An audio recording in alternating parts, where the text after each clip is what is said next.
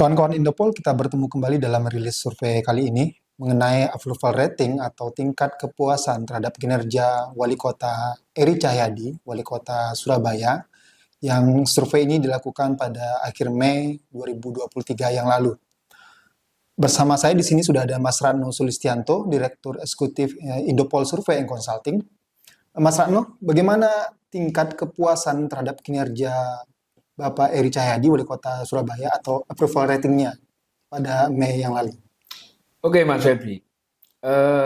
Survei kali ini di Kota Surabaya kita menemukan temuan menarik sebetulnya, yakni pertama approval rating Eri Cahyadi ini cukup tinggi.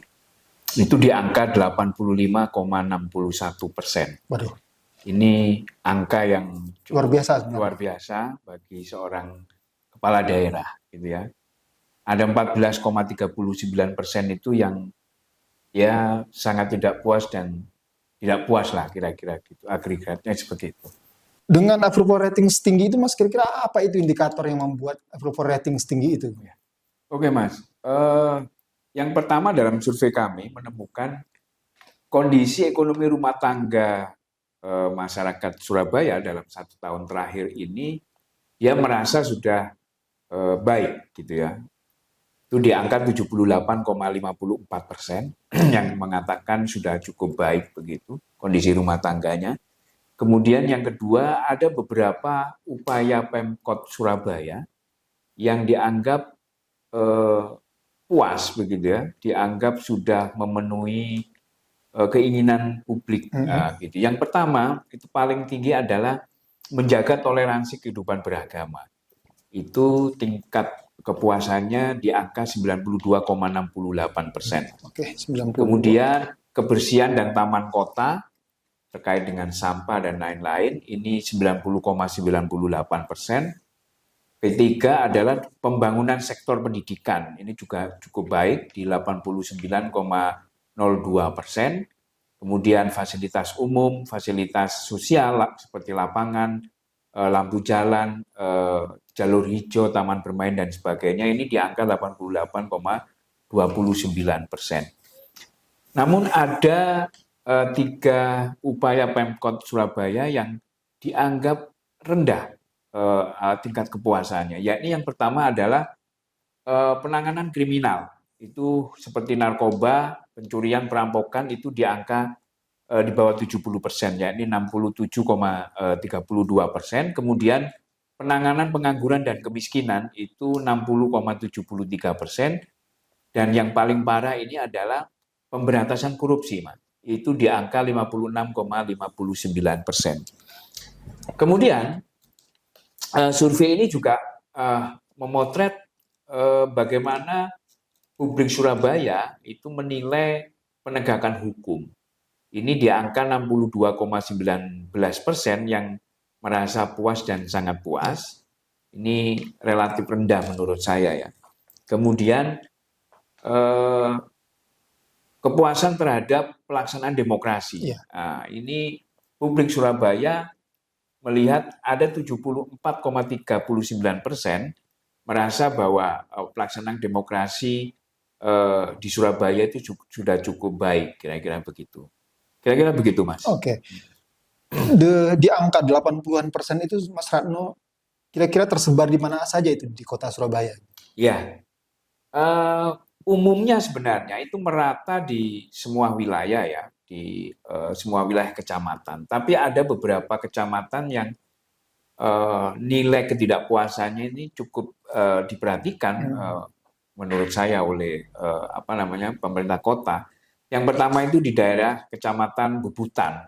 Itu ada 20% yang merasa tidak puas. Kemudian di daerah Krembangan, Kecamatan Krembangan dan Simokerto itu sekitar 20 dan 40%. Kemudian di kecamatan yang lain adalah di Semampir, itu ada 25% yang tidak puas, begitu ya.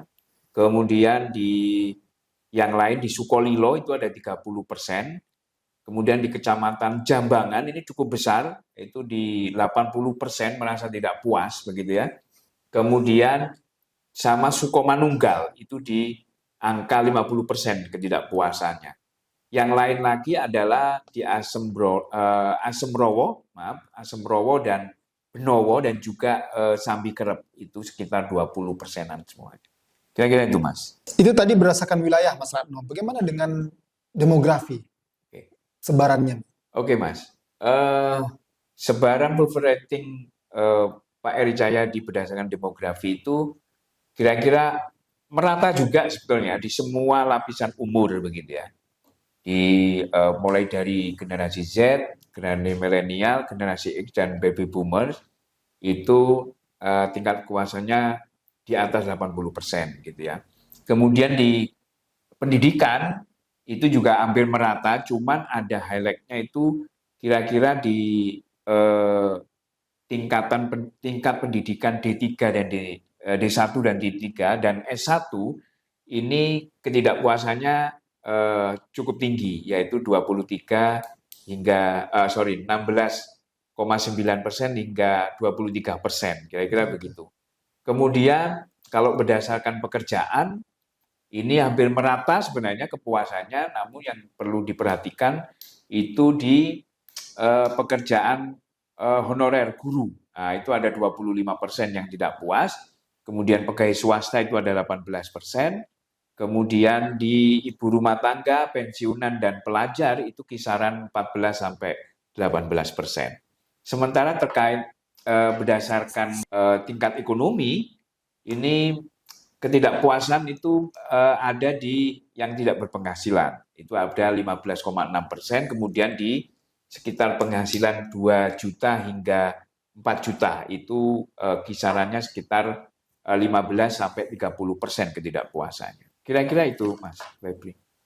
Baik, Mas Ratno. Ini angka kepuasan atau approval rating yang demikian tinggi ini kita mesti hubungkan ini dengan, karena kita sudah mulai masuk ke tahun pemilu.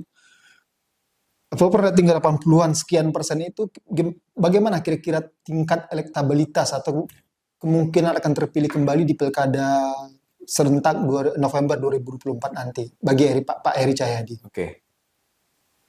Peluang keterpilihan Eri Cahyadi di pilkada 2024 nanti dengan melihat approval rating yang tinggi, saya melihat bahwa ada peluang yang besar. Ada yang peluang besar. Ini terkonfirmasi di angka elektabilitas di top of mind ketika survei ini dilakukan. Itu hanya Eri Cahyadi, kemudian Tri Risma hari ini, kemudian Mahfud Arifin. Jadi ini masih terbayangkan pilkada tahun kemarin, kira-kira begitu ya.